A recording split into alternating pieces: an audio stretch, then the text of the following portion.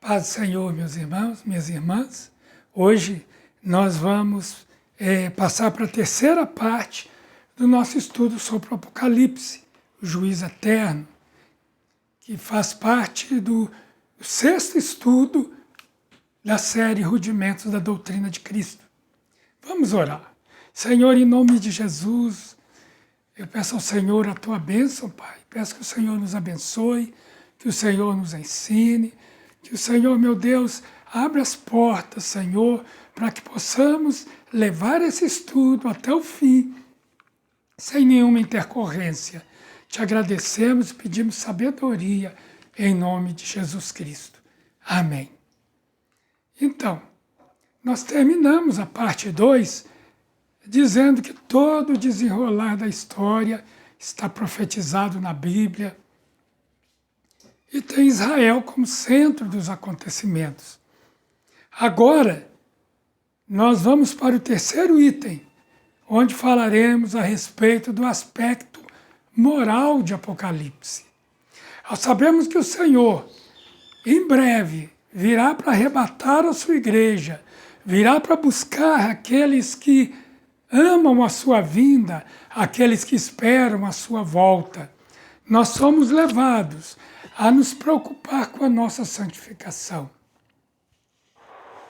Jesus conta uma parábola sobre as 10 virgens, esperando a vinda do noivo, referindo-se à sua volta e ao arrebatamento da igreja. Numa parábola, 5 virgens não tinham azeite em suas lâmpadas, por isso não viram quando chegou o noivo, e como consequência, não entraram nas bodas. O arrebatamento está para acontecer, irmãos. Quando a igreja do Senhor Jesus será tirada para não passar pela grande tribulação que virá sobre o mundo. Então Jesus nos exorta a ficar alertas, porque ele virá como um ladrão à noite naquele dia. Então, falaremos um pouquinho sobre o arrebatamento. Como será o arrebatamento? Quando será? E quem subirá? Em 1 Tessalonicenses, que eu quero ler aqui na minha Bíblia, capítulo 5, do verso 1 ao 11, se você quiser, abra sua Bíblia aí também. É bom que você tenha sua Bíblia quando for fazer esse estudo, para que você possa acompanhar, né? E em outras partes eu vou querer que você leia. 1 Tessalonicenses 5, 1 a 11. O apóstolo Paulo diz: irmãos, no que se refere aos tempos e às épocas, não há necessidade de que eu lhes escreva, porque vocês sabem perfeitamente que o dia do Senhor vem como ladrão à noite. Quando andarem dizendo paz e segurança, eis que lhes sobrevirá repentina destruição, como vêm as dores de parto à mulher que está para dar à luz, e de modo nenhum escaparão. Mas vocês, irmãos, não estão em trevas, para que esse dia os apanhe de surpresa como ladrão. Porque vocês todos são filhos da luz e filhos do dia. Nós não somos da noite nem das trevas. Assim, pois não durmamos como os demais, pelo contrário, vigiemos, sejamos sóbrios. Ora, os que dormem é de noite que dormem, e os que se embriagam é de noite que se embriagam. Nós, porém, que somos do dia, sejamos sóbrios, revestindo-nos da couraça da fé e do amor e tomando como capacete a esperança da salvação. Porque Deus não nos destinou para a ira, mas para alcançar a salvação mediante nosso Senhor Jesus Cristo, que morreu por nós, para que, quer vigiemos, quer durmamos, vivamos em união com Ele. Portanto, irmãos, consolem uns aos outros e edifiquem-se mutuamente como vocês têm feito até agora. A outra referência bíblica é de Marcos, Evangelho de Marcos, capítulo 13, versos 28 a 37. Ali o evangelista diz: aprenda, pois, a parábola da figueira. Quando já os seus ramos se renovam e as folhas brotam, vocês sabem que o verão está próximo. Assim também, vocês, quando virem acontecer essas coisas, saibam que está próximo às portas. Em verdade lhes digo que não passará essa geração sem que tudo isso aconteça. Passará o céu e a terra, porém as minhas palavras não passarão. Mas a respeito daquele dia ou da hora, disse Jesus, ninguém sabe, nem os anjos no céu, nem o Filho, senão o Pai. Estejam de sobreaviso e vigiem, porque vocês não sabem quando será o tempo. E é como um homem que, ausentando-se do país, deixa sua casa, dá autoridade aos seus servos, a cada um a sua obrigação, e ao porteiro ordena que vigie. Portanto, vigiem, porque vocês não sabem quando virá o dono da casa, se à tarde, se à meia-noite, se ao cantar do galo, se pela manhã, para que, vindo ele inesperadamente, não encontrem vocês dormindo. O que, porém, digo a vocês, digo a todos: vigiem, vigiem.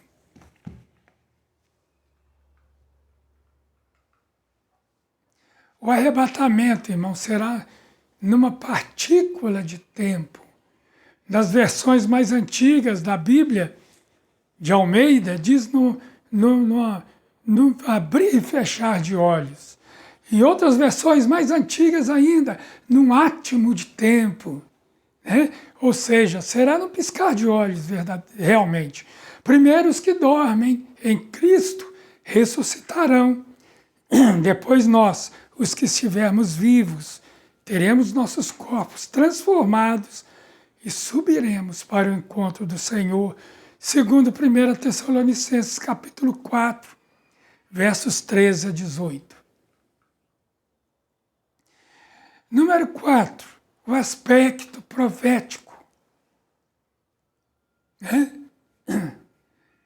O Apocalipse é um livro doutrinário, histórico, doutrinário e profético. Daniel profetizou que nos últimos dias a ciência se multiplicaria. E nós estamos vendo isso acontecer. Ezequiel também profetizou que os judeus voltariam à terra prometida. E Ezequiel 37, 21. Então diga-lhes, diz Ezequiel, diz o Senhor, né? Eis que eu tirarei os filhos de Israel do meio das nações para onde eles foram, e os congregarei de todos os lugares ao redor e os levarei para a sua própria terra. Depois de 1900 anos espalhados pelo mundo, a partir dos anos 70, do ano 70 da era cristã, os judeus começaram a retornar em 1948 com a fundação do Estado de Israel através da ONU. E lá estão até hoje, contra tudo e contra todos. Ezequiel 38, 8. Está escrito: depois de muitos dias você será convocado, no fim dos anos, você invadirá a terra que se recuperou da espada, cujo povo foi reunido dentre muitos povos sobre os montes de Israel, que por muito tempo estavam desolados. Este povo foi tirado do meio dos povos, e todos eles habitarão em segurança.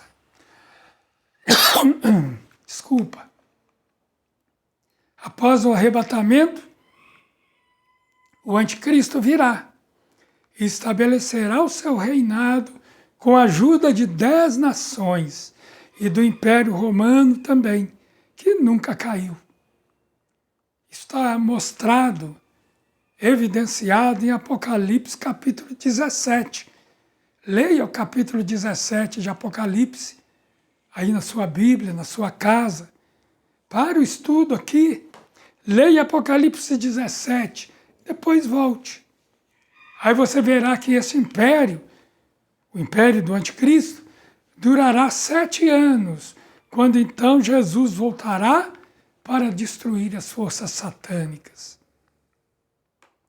Então, letra D, o império do anticristo, 7 anos. Daniel 9, 26, está escrito: depois das 62 semanas, o ungido será morto e não terá nada. O ungido é o Messias, irmão. É Jesus. O povo de um príncipe que há de vir destruirá a cidade e o santuário. Isso aconteceu no ano 70 da era cristã, quando Jerusalém foi destruído, o templo destruído pelo exército de Constantino, o exército romano. O seu fim virá como uma inundação, ou seja, como se fosse o Império Romano veio como se fosse uma inundação sobre Israel, sobre Judá, sobre Jerusalém, destruiu tudo, como uma inundação faz. Até o fim haverá guerra e desolações foram determinadas. O Estado de Israel, ou melhor, os judeus viveram a partir daí um calvário, né? No meio de guerras, no meio de desolações, até a vinda do anticristo, né? Ele fará firme aliança com muitos por uma semana. Na metade da semana, fará cessar o sacrifício, a oferta de cereais. Esta semana, nós cremos, seja as tão faladas semanas de anos, que está escrito, que está explicada lá no livro de Levítico, capítulo 25, se não me engano. Cada dia valendo um ano. Então, essa semana de anos, e o anticristo fará uma aliança com o povo judeu, com os israelenses, por uma semana, ou seja, por 7 anos. Na metade dos 7 anos, fará cessar o sacrifício e a oferta de cereais. Ele se apresentará como Messias. Os sacrifícios no templo voltarão novamente. E ele incentivará os judeus a fazerem isso, mas no final, ou melhor, no meio dos 7 anos, né? Depois de 3 anos e meio, ele vai fazer cessar esse sacrifício e a oferta.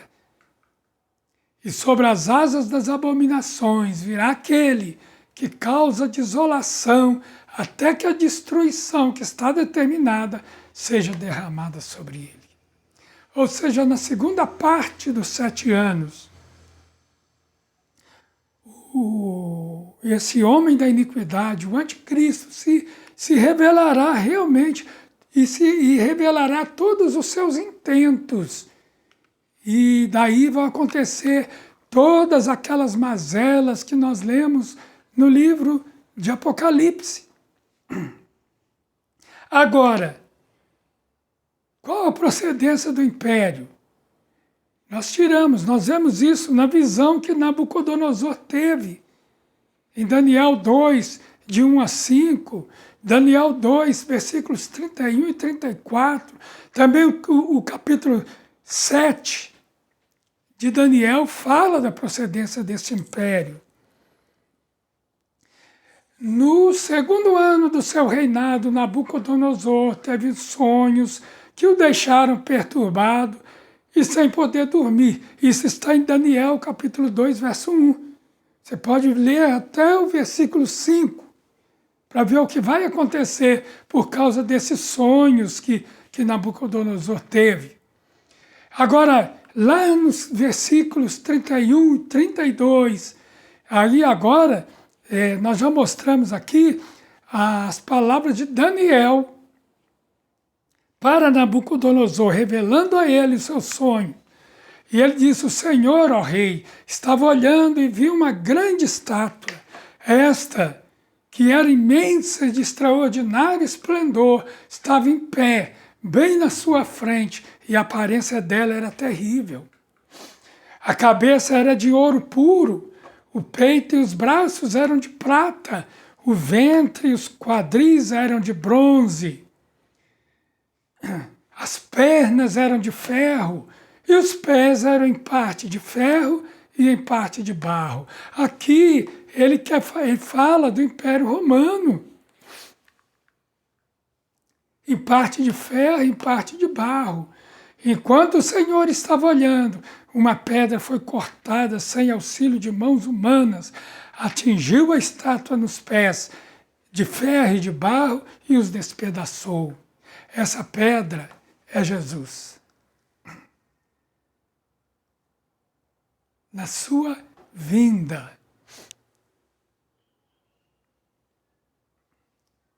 Porque o Império Romano, ele não foi extinto. Podemos dar alguns exemplos. A nossa língua é uma língua latina. Veio do latim, que era o idioma falado em Roma. Nós temos em nossa cultura muitas coisas de Roma, em tudo que nós formos. A própria religião, né? A maior religião aqui no Brasil veio de Roma. A religião católica, apostólica, romana. Ou seja, o Império Romano continua. Só que agora de uma forma espiritual. E no próximo estudo, nós então falaremos sobre a primeira fase do reinado do Anticristo, também chamada de falsa paz. Nós ficamos por aqui hoje, orando para que você seja muito abençoado, que você reserve um tempinho para ver este estudo com calma, buscando na Bíblia todas as referências para que você entenda. Amém? Que o Senhor te abençoe em nome de Jesus. Até o próximo estudo.